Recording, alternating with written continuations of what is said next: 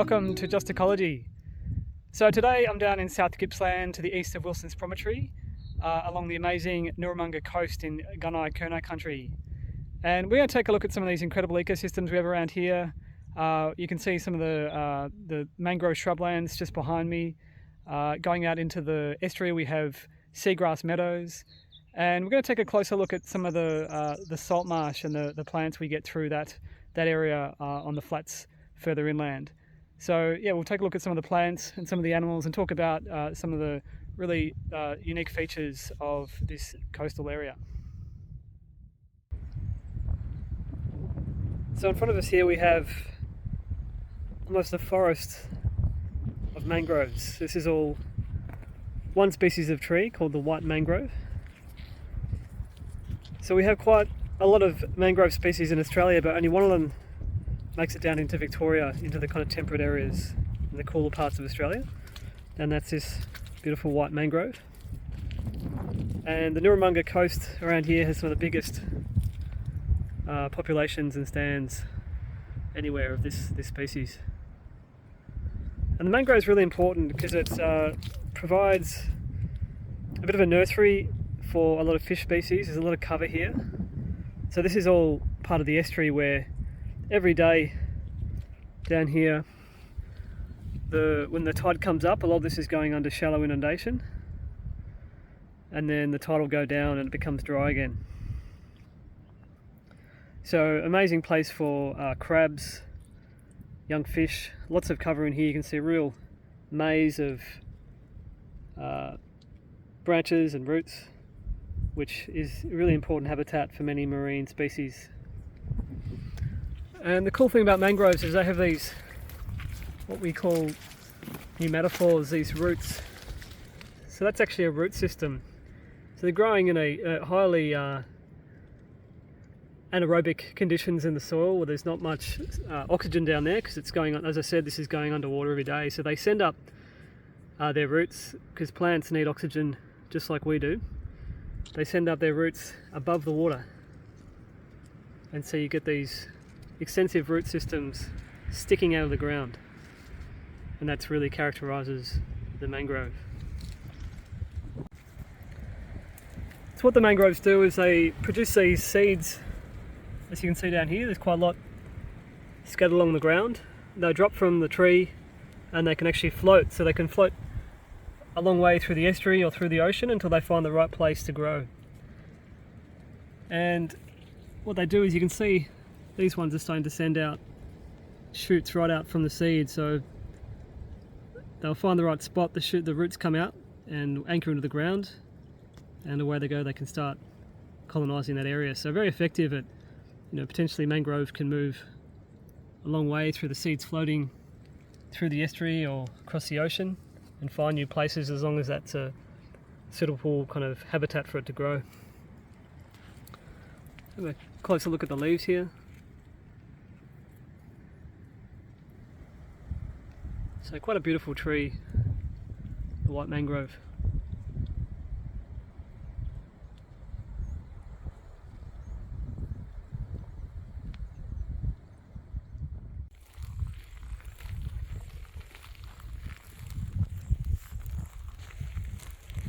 So one of the things we're doing out here today is initiating a survey for an endangered reptile called the swamp skink. And they're very cryptic, and they live in this in saltmarsh and kind of swampy wetland habitats around southern Victoria, particularly along the coast. And because they're so hard to spot, we've got these trail cameras out. These cameras are initially kind of designed, a lot of hunters use them when they're trying to track a deer or another animal they find is very, very cryptic, but we've set them up here to try and find endangered species. So the camera is actually facing straight down onto this piece of cork. The reason we've got it onto cork is that these cameras pick up differences in temperature. They're a thermal camera, and when the skink hopefully walks across this cork tile, the difference between the skink's body temperature and the cork is quite high, so that's more likely to set off the camera. We've got a bait down there in a tea canister so that nothing runs off with it. It's got a bit of sardines, peanut butter, rolled oats, that kind of thing, which will hopefully bring the skinks in. So we'll come back here in about 6 weeks, collect the cameras. The batteries last for quite a few months, and hopefully we'll have some pictures of the swamp skink.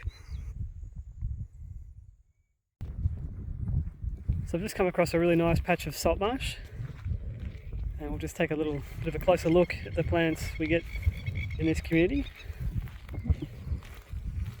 So lots of really succulent plants. They're very adapted to having kind of waterlogged soil and high salt because they're right on the ocean. A lot of this area gets inundated, at least during high tides or the occasional king tide, and it'll push up right up, and some of this area can get quite wet.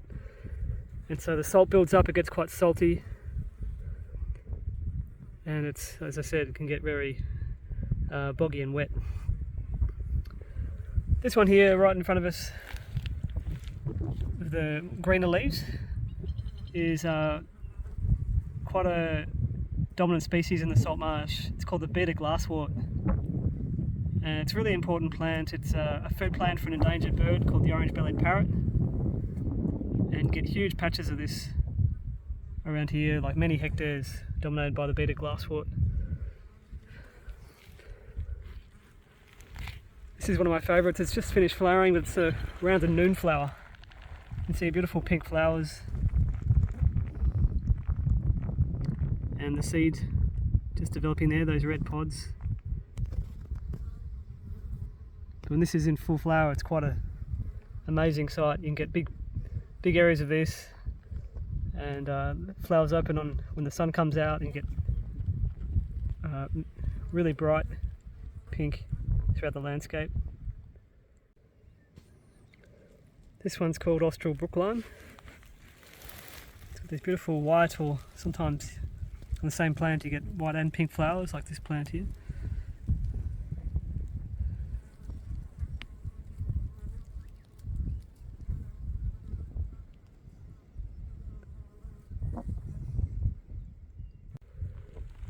Also growing through here we have lots of Austral sea blight. See this kind of shrubby plant with kind of red leaves. Once again, you can see how succulent the leaves are. They can really survive the kind of tough, salty conditions and the salt winds. So you can see quite a few patches of that through the salt marsh.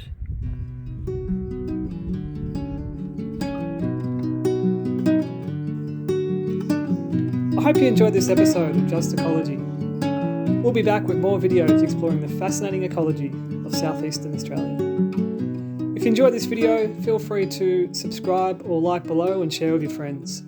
Thanks and have a great day.